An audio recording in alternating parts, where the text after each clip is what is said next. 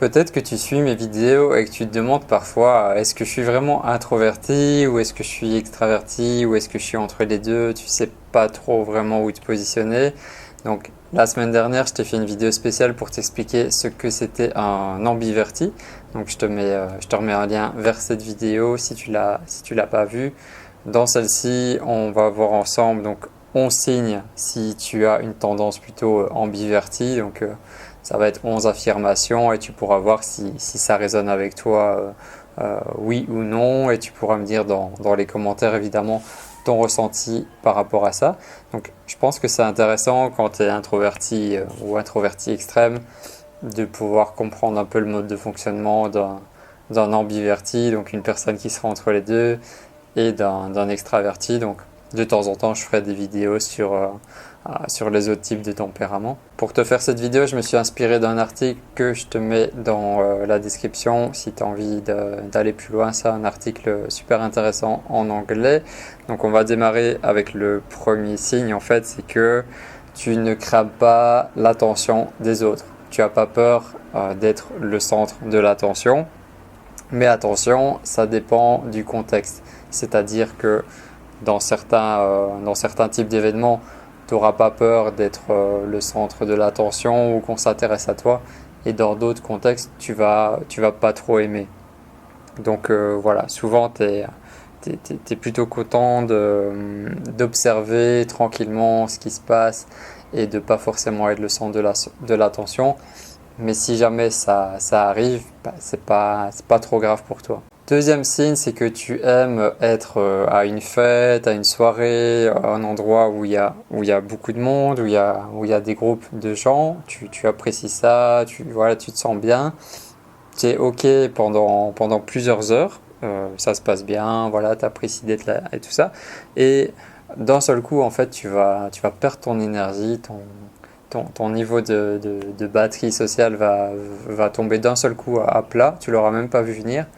Et voilà, d'un coup, tu n'auras plus d'énergie, tu auras envie de partir. C'est un peu la même chose pour les introvertis, sauf que nous, en général, on n'a pas trop envie d'aller dans une fête ou dans un endroit où il y aura du monde. Et si on y va, notre batterie sociale va se décharger encore plus vite qu'un ambiverti. Donc c'est un peu proche, sauf qu'un introverti, ça va plus vite.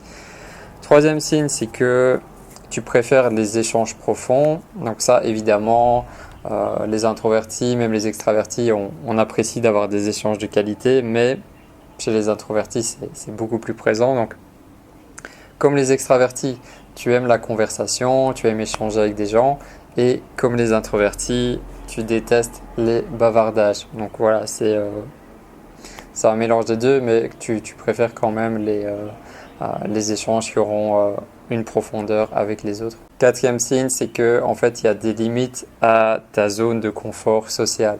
La zone de confort social, c'est voilà, quand tu es en présence d'un groupe ou de beaucoup de personnes, c'est la façon dont tu vas te sentir.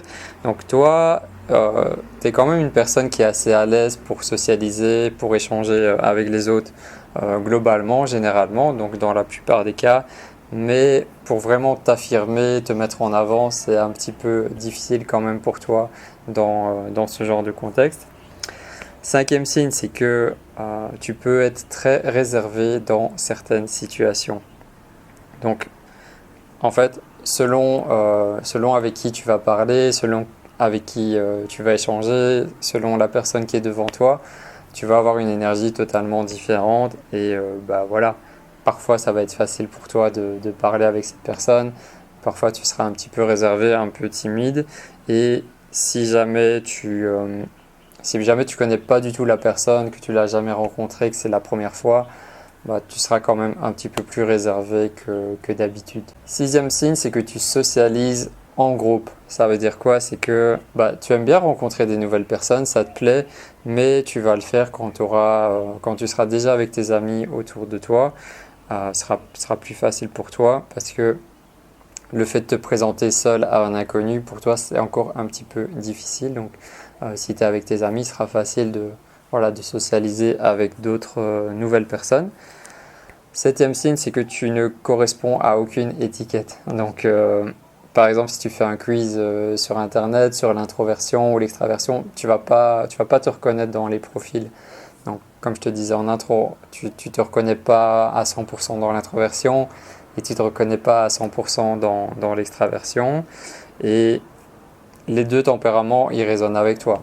Parfois, tu te sens un peu introverti, parfois, tu te sens un peu extraverti. Donc, voilà, on peut pas vraiment te mettre une étiquette.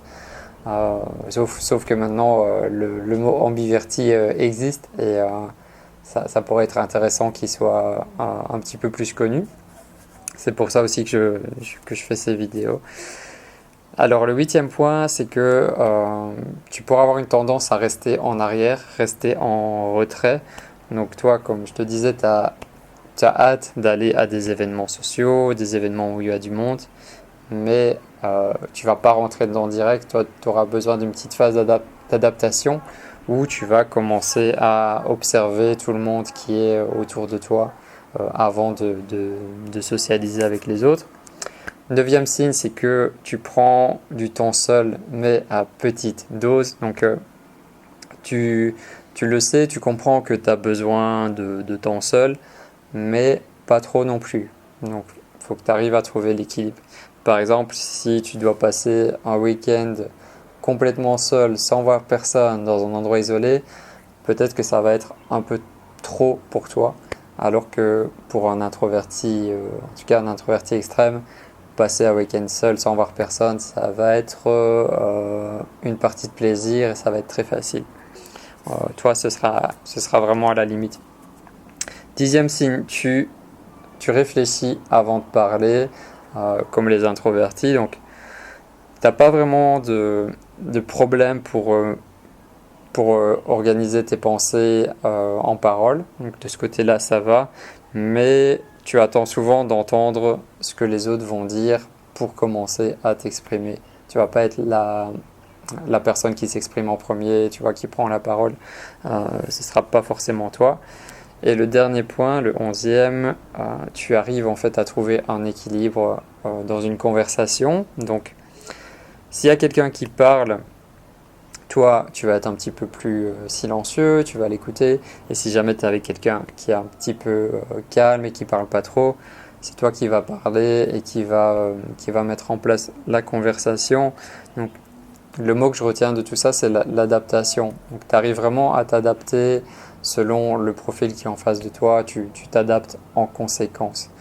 Donc voilà, tu me diras dans les commentaires si jamais tu es en ambiverti et que tu t'es jamais vraiment retrouvé dans l'étiquette introverti ou extraverti, que tu penses être un peu des deux. Bah, tu me diras dans les commentaires si ces 11 affirmations résonnent avec toi et si tu es plutôt un ambiverti. Si jamais tu veux rejoindre la tribu des introvertis rayonnants, parce que on penche toujours plus d'un côté ou de l'autre. Donc, soit tu vas pencher un petit peu plus du côté de l'extraversion, soit un petit peu plus de l'introversion. Donc, si c'est de ce côté-là, ben, bienvenue dans la tribu des introvertis rayonnants. On a un groupe privé où on échange entre nous, c'est super sympa. Et tu auras aussi accès à une formation vidéo que j'ai fait pour toi. Donc, c'est le premier lien dans la description de la vidéo. Tu peux accéder aussi à une playlist où il y a toutes les vidéos de Vivre Introverti. Prends soin de toi et à très bientôt.